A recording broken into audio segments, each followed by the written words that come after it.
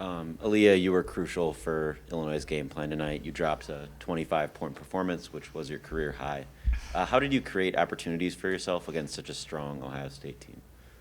I think my teammates really helped me out with setting screens off of staggers and fade screens and back screens. So that's how I really get open, is because my teammates set good screens for me. And Kendall, you had a solid double-double tonight. How did you attack the boards and kind of get to the basket tonight? It's just kind of finding like the open area, really. Just watching the shot go up, getting a body on somebody, which is something we've kind of talked about before this game, is actually getting a body on people and boxing out. So just kind of trying to find my way in there and get some boards. A lot of turnovers this game. Going into this, did you really expect having, 25 turnovers, I think, tonight? No, not really. We talked about that being a point of emphasis, is not turning the ball over.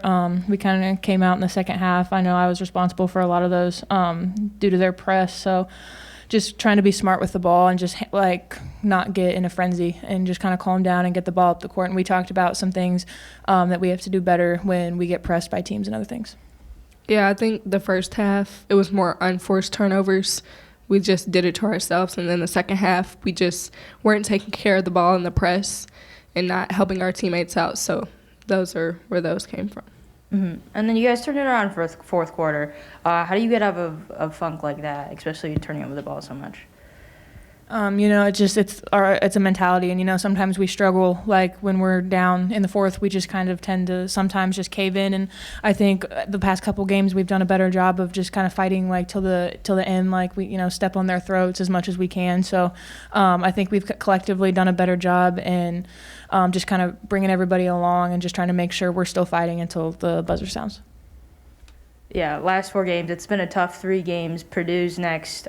What's the next, I guess, sort of step with these last 4 games heading into postseason? I think just putting everything together for 40 minutes. Like one game it'll be something and the next game it'll be another thing. I think just putting everything that we talk about in each game together for 40 minutes is what we need to focus on for the next one.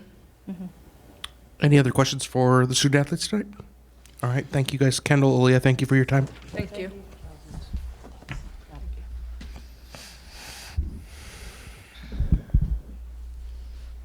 Okay, we'll go ahead and open it up for questions for Coach Fahey whenever you guys are ready. Coach, obviously, as we mentioned before, Ohio State was relentless with the press throughout the game, leading to, I think, 25 turnovers. 24. Oh, 24. I know they're one of the best teams in the Big Ten, but did you expect them to start pressing from the get-go? Yes. I think that, honestly, we handled the pressure in the beginning of the game full court pretty well. I think we had 11 or 13. The turnovers were coming when we actually got into half-court play more in the first half, because with that team, they anticipate well their passing lanes, and we turned the ball over then, and then we tried to force the ball inside a little bit where we felt like we needed to skip pass and take advantage of it a little bit in a different way. The third quarter, and we had told them when they were coming out, Ohio State typically comes out the third quarter, and whatever you think the press was, they take it up 2 more notches. Ran a play at the beginning of the half. We were trying to set up 9, turn the ball over. It came right back and turned over right again, and that's why I called a quick timeout, because that fuels them. When you start turning the ball over in half courts and they can get run out, and you could just feel it, the wheels fall off in the third. And so we knew it was coming.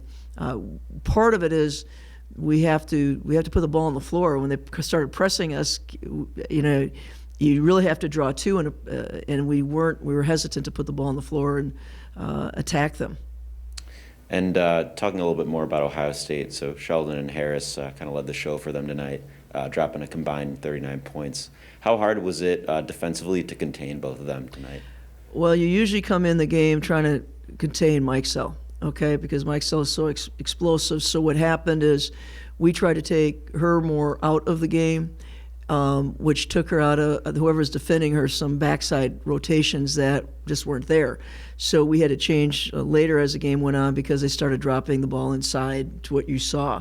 So it's like when really good teams, you're trying to counter, and then they countered, and that's when we had to switch our D. So it was one of our definite game plans was to keep Mike Sell below our average, which I believe we did.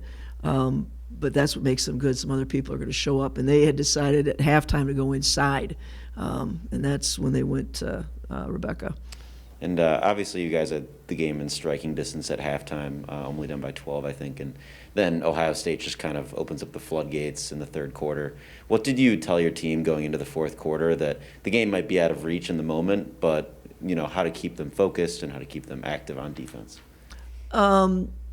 You tell, they know this. When you quit, you really lose, and they understand that. And we're starting to get, like you're talking about when Aaliyah's going, well, when this goes wrong, then we have to fix that, and then when this goes, and so what we're piecing together now is games that gives us that feedback. I don't know if anybody presses as effectively as Ohio State does in the league, but it's going to make us a better team. And then when we kept them in a half court and took care of the ball, you could see what we could do. Now I understand the fourth quarter, their mentality was probably different, but if we stop, then we're building, and that's what we talk about in the post game. I'm not accepting that third quarter. I'm not happy about the third quarter, but stopping in the fourth, that would really be a problem. There's stuff to build on. Yeah, without that many turnovers in the game, would the game be a different outcome than it was? No doubt. I mean, that's what they do.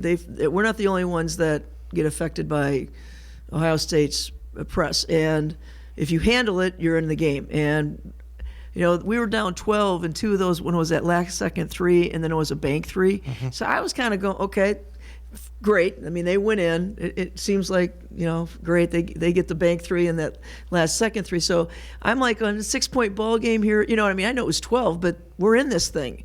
And I also knew the third quarter, how they were going to come out was key. And that's why I called those two quicks, because I was like, there they go. And they do it fast. Yeah, and again, another 20-plus point performance from Aaliyah and I, 4 games left until postseason. Do you want her to keep going and then also bring the team with her? It's nice to have a player that you start thinking is a go-to, which I think is something that she understands that she is a go-to. We got some stops. You could loosen up. She got some open looks. She's doing a really good, much better job, as she understands, working off the ball, putting the ball on the floor, and that's part of her game. But, with Kendall, I also thought Adalia McKenzie played some tough minutes for a freshman too, that she keeps growing every time we get out there. But, we just can't turn the ball over like that, and you're right. Yeah. All right, Coach, that's all I got. Thanks.